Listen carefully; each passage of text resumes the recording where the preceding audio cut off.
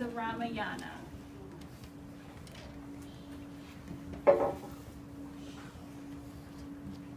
In a country far away, a handsome prince called Rama and a beautiful princess called Sita met, fell in love, and as is the way of things, married.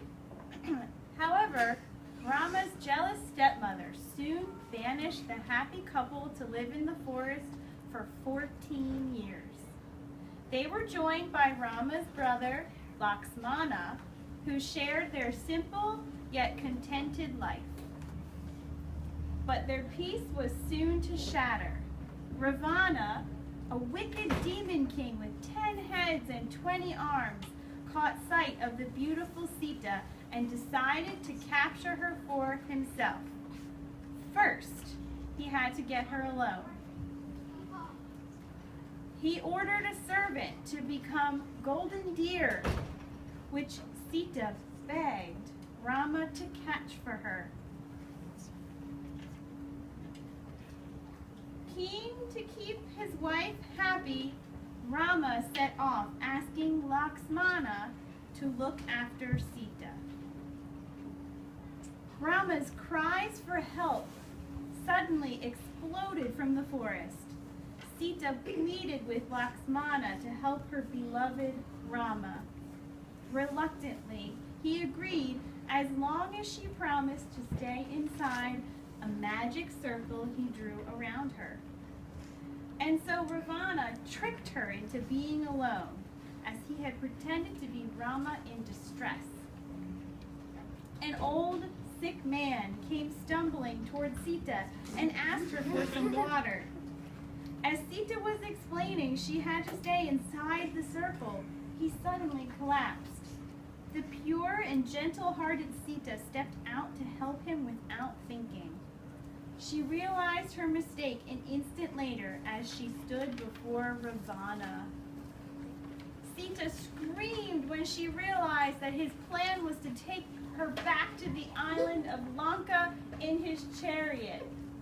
Hearing her cries, Garuda, king of the birds, swooped down to her rescue. But as Ravana cut off first one wing and then the other, he spun to the ground. Hearing all the noise, Rama and Lakshmana came dashing back just in time for Garuda to break the devastating news of Sita's kidnap before he died. The twists and turns of Rama's journey to get Sita back form the epic tale of the Ramayana. But his adventures are too many to tell here. Throughout his travels, he had the help of the monkey warrior Hanuman and his monkey army. They built a causeway across the sea to Lanka, which they traveled along to face Ravana and his demons in a mighty battle. It is hard to fight demons who make themselves invisible and fire arrows that turn into poison-biting, breath-snatching snakes. And so, the monkey army suffered. When all seemed lost, Hanuman remembered there was a magical healing garden flower that grew on a faraway mountain. He flew there at once, but became distressed as he could not find the flowers. In desperation, he lifted up the entire mountain and carried it back to the battlefield, where flowers were found and used to restore the strength of the monkey soldiers.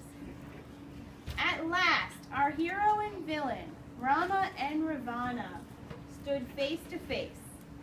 Rama was surprised that each time he cut off one of Ravana's arms or heads, it just grew back again. As long as he touched the ground, Ravana had special powers. Tiger-headed arrows roared past Rama as he sat down in the middle of the battlefield and meditated. With clearness of mind, he remembered that he had in his backpack an arrow that had been blessed by the gods. Carefully taking aim, the arrow fired Ravana so soaringly high into the sky that he was dead by the time he came back to earth. Rama raced off to find Sita, and on being reunited, they decided to go home. Hanuman flew ahead to the villages, asking them him to line the paths with lamps so the couple could find their way home. It is this safe return of Rama and Sita that is celebrated every year at Diwali, the Hindu festival of lights. The end.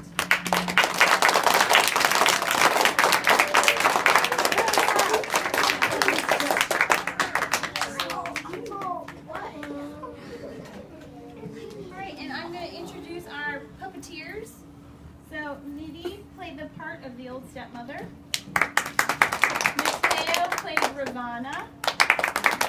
Nora was our scenery, our mountains with the flowers. Macy was also a mountain and the magic circle. Dave had our fancy arrows. Elijah was Hanuman. Hold your puppet up. Henry played Garuda. Nick was our scenery and also held up our lights at the end. Adam was a golden deer. And so was Lucy. And so was Eloise. We had a herd of deer. Ava played Sita. Cameron played Rama. Jacob played Lakshmana. And Mary was our sick old man. Thank you very much. So thank you very much for coming. These puppets were something that Mary helped all the kids make. And you can see that they decorated the puppets on the front, but then also included things like doilies on the back that could be seen when they were made into shadows. And then on some of the puppets there are ways to move the legs. So when Cameron had his character meditate, he moved his legs up so he was sitting. And some of all of the puppets, most of the puppets have the moving parts on them, so they were pretty excited about it. Thank you for coming.